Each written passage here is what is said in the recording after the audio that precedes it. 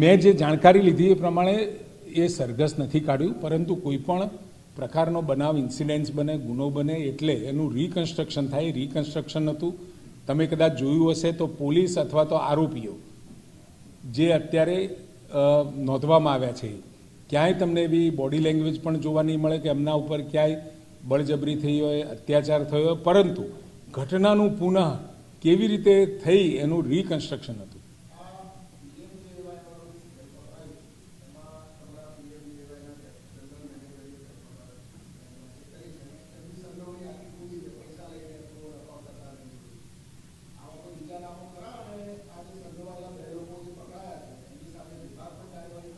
પોલીસને સંપૂર્ણ સત્તા અને છૂટ આપેલી છે કે વિભાગ હોય કે બહારનો કોઈ પણ વ્યક્તિ હોય તો બિલકુલ નિસંકોચ એના સામે ગુનો નોંધી શકો અને કોઈ પણ પ્રકારની આ PMJY યોજનાને જે લાંછન લાગ્યું છે, આયુષ્યમાન યોજનાને, એ કરેક્ટિવ મેજર્સ તરફ જાય એના માટેની સંપૂર્ણપણે પોલીસ કામ કરી રહી છે.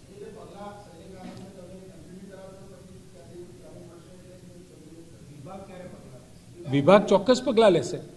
પોલીસના રિપોર્ટના આધારે વિભાગ ચોક્કસ પગલાં લેશે. એના સામે ટર્મિનેટ કરવાના હોય તો ટર્મિનેટ પણ કરવામાં આવશે.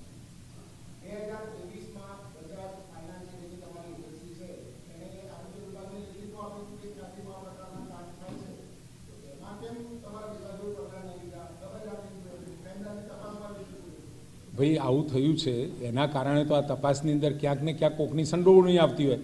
પત્ર આવવો અને એના ઉપર એક્શન ના લેવાવું એ પણ વન ઓફ ધ કોઝ એમને ગણ્યું છે.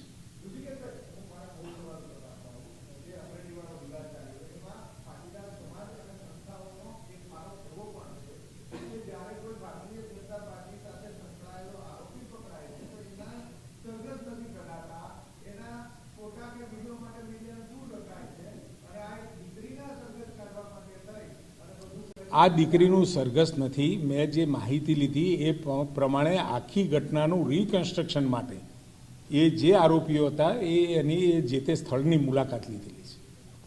ચાલો, થેન્ક યુ.